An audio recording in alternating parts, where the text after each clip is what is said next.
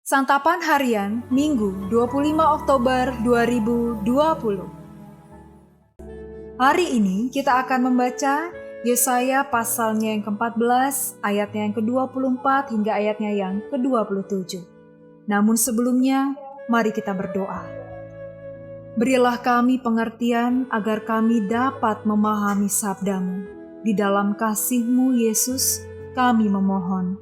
Amin. Yesaya 14 ayat 24 sampai 27. Tuhan semesta alam telah bersumpah, firman-Nya, sesungguhnya seperti yang kumaksud, demikianlah akan terjadi, dan seperti yang kurancang, demikianlah akan terlaksana.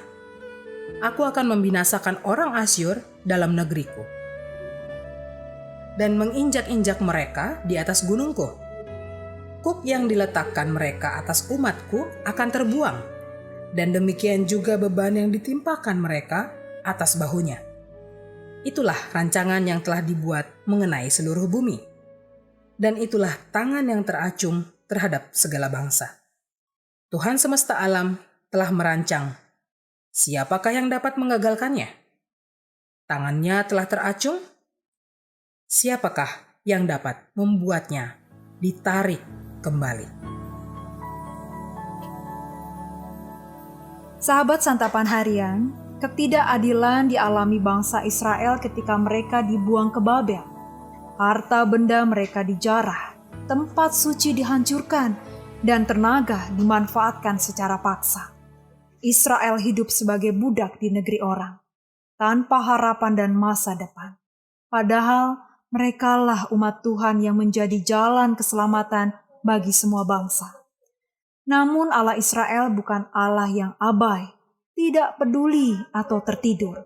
Allah Israel adalah Allah yang hidup dan bertindak. Ia berdaulat penuh atas kehidupan. Ia tahu apa yang harus ia lakukan. Ia adil. Semua sudah dirancang untuk mewujudkan karya penyelamatan dunia melalui umat pilihannya. Bukan hanya merancangnya, tetapi Tuhan mengatakan bahwa hal itu akan dilaksanakan. Siapapun yang menghalangi rancangan Tuhan mesti wawas diri. Ia tidak segan meniadakan mereka yang akan menggagalkan rancangannya. Tuhan akan membinasakan musuh Israel. Beban yang diletakkan musuh Israel ke atas bahu bangsa pilihan Tuhan ini akan dibuang. Israel akan terbebas, dan itu pula rancangan Tuhan atas seluruh bumi.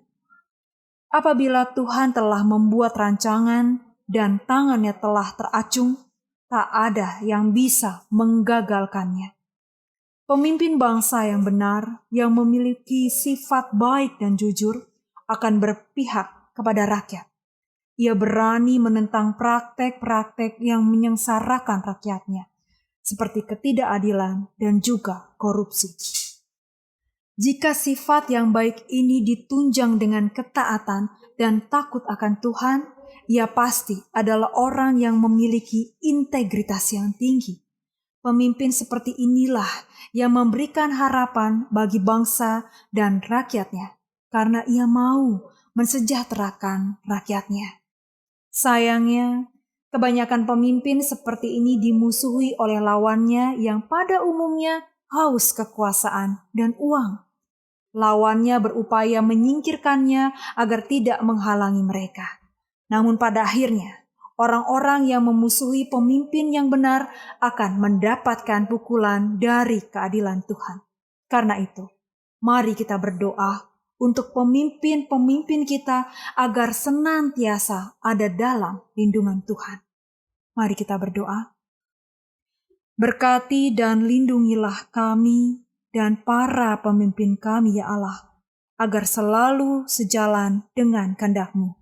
Di dalam kasih-Mu Kristus kami berdoa. Amin.